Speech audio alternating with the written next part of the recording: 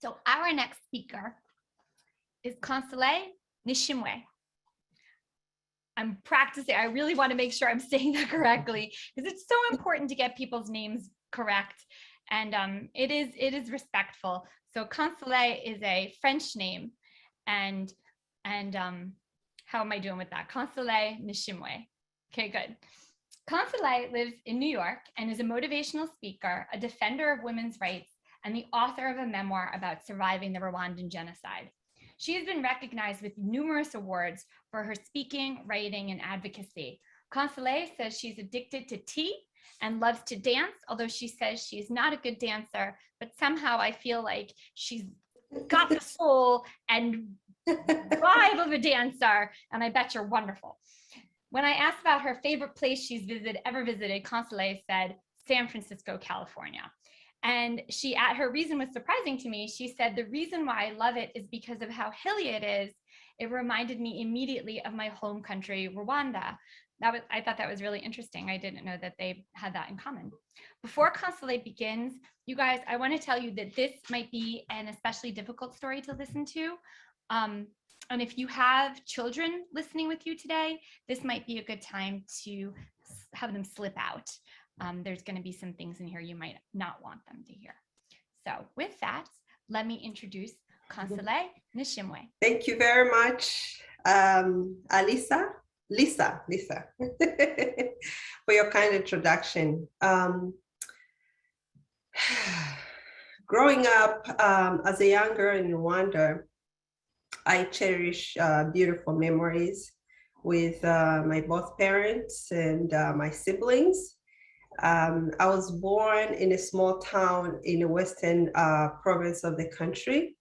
And when I was very fortunate to have amazing parents who were teachers and siblings, and also a beautiful family. I have beautiful memories when I used to visit my grandparents, my uncles, my aunts, and having a lot of great fun with my cousins. So I cherish those beautiful memories. And also when I was a little girl, because I was a daddy's girl, so I remember walking to school with my dad and holding hands. He would tell me stories. And I remember all those beautiful memories when I went to see my uncles and beautiful things. They would tell me stories. And my grandparents who told me stories, because I come in a culture where we are oral storytelling. So all those memories, I cherish them a lot. I hold them dearly to my heart.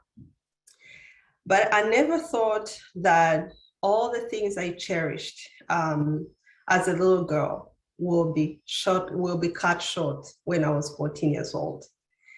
In 1994, I was 14 years old.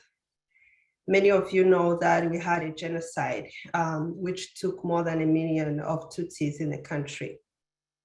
And at the time when I was young, even though my parents gave me a beautiful home and a loving place and affection, of course, I knew that as a Tutsi, I was not accepted in the country. You know, I remember when I was the first time I faced that discrimination being a Tutsi. I was young. I was in junior high school. That's when I could remember very well when I was bullied by a classmate because she was taught at her home because she was a Hutu.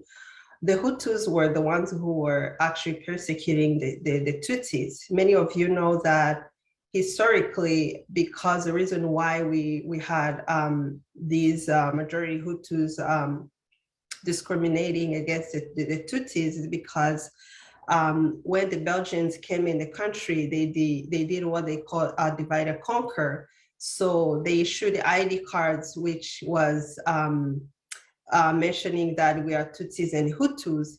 So when they left the country, because of how they divided these two group of people and making us ethnic groups, when we were supposed to be social classes. That's why the Hutus who were in the power at that time persecuted the Tutsis. So, and I grew up in that environment. So, but of course, my parents managed to give me a home where I felt confident and loved. So in 1994, there was a genocide which was a plan to eliminate the minority Tutsis. So I remember when we left home, like many other Tutsis, we had to leave our home and go into hiding for 3 months.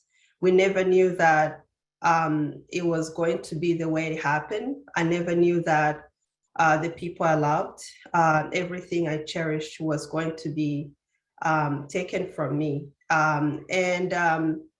I found myself and my siblings, my mom, my dad. I was the oldest in my family, and I had a sister. I had 3 younger brothers. We're from ages 14, 11, 9, 7, and 16 months old. So we found ourselves, like many other Tutsis, going into hiding for 3 months, and our homes were completely destroyed. Everything we had was destroyed.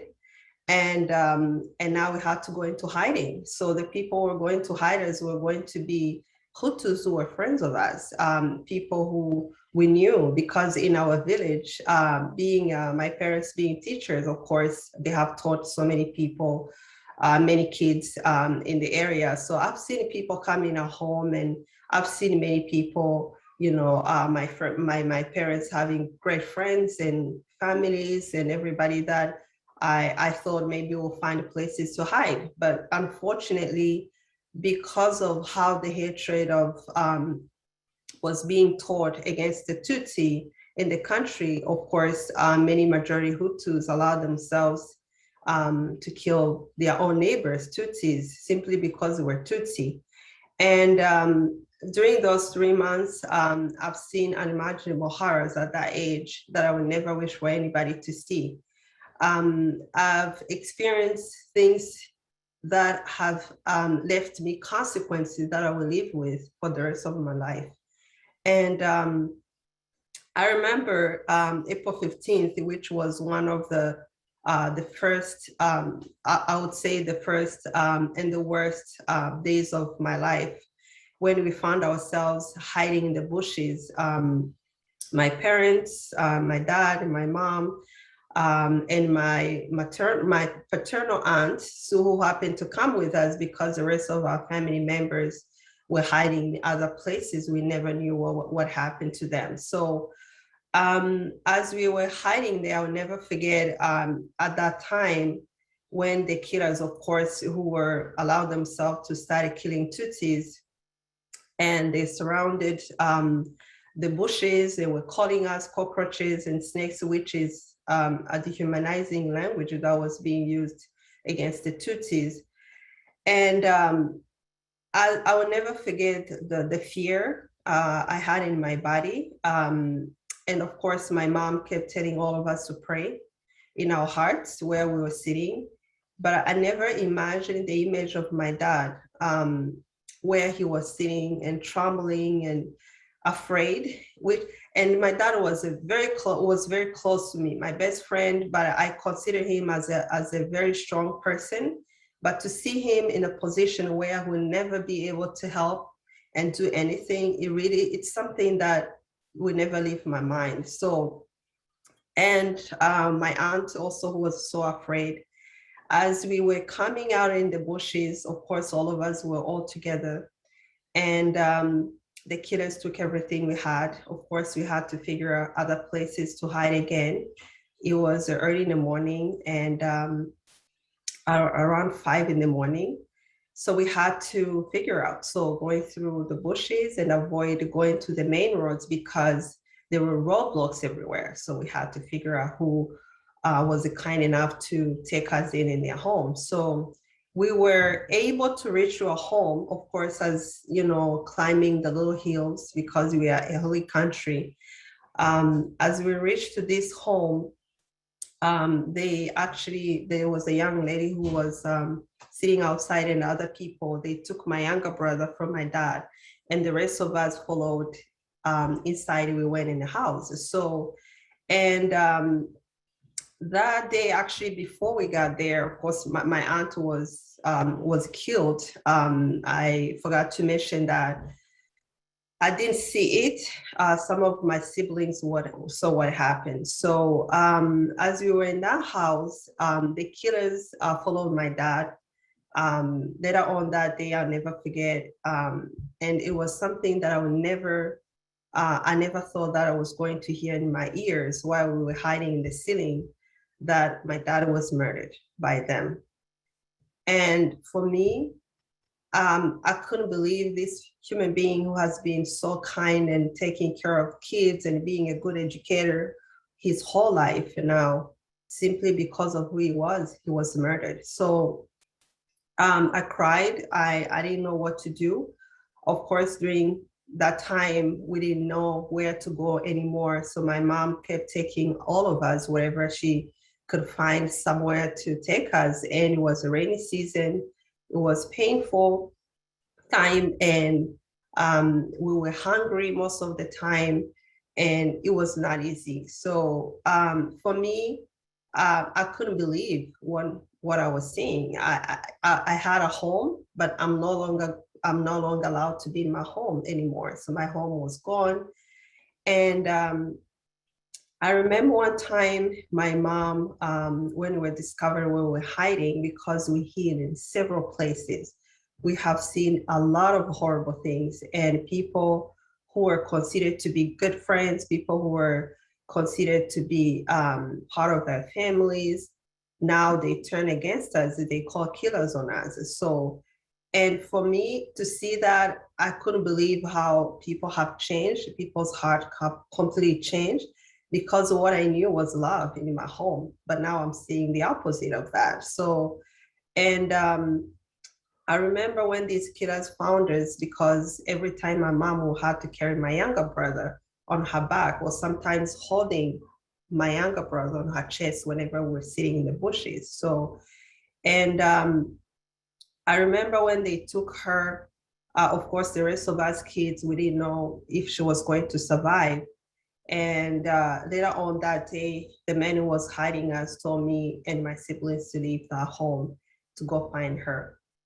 My mom later on, she was taken, because we had to learn that later on when we arrived to a home where they took us in and they gave us a warm, because even getting there was not easy. It was a long journey. So we had to go through bushes and be able to get to that home. And they told us that my mom, the killers decided to leave her to a neighbor because they didn't want to kill her right away. So the killers actually decided to come back and search for me and my siblings. So they couldn't find us. And when they told us what happened and where they left her, we decided to go to her. So because whatever happened, the genocide was still happening everywhere throughout the country. And we didn't know we were going to survive. The only thing we needed just to be together, even if we would be killed together. So, and as we arrived where our mom was, to that neighbor, we held each other, we prayed together. My mom took us in a room, we prayed together, because they decided to kill my brothers. When that day came, my brothers, who were young boys, because immediately during the genocide, boys were killed, men were killed. Women were not immediately killed because rape was used as a weapon. And they decided to kill my brothers. What we did, we prayed, but we were hoping that we'll beg them to kill all of us. So that day they didn't want to kill all of us. They took my brothers, and I never imagined seeing my brothers. It's an image that really hurts me so bad, to see my brothers walking, being taken by killers. Among one of them was someone who grew up with my mom, and all of us crying, begging, but they refused, and snatched my younger brother from my mom.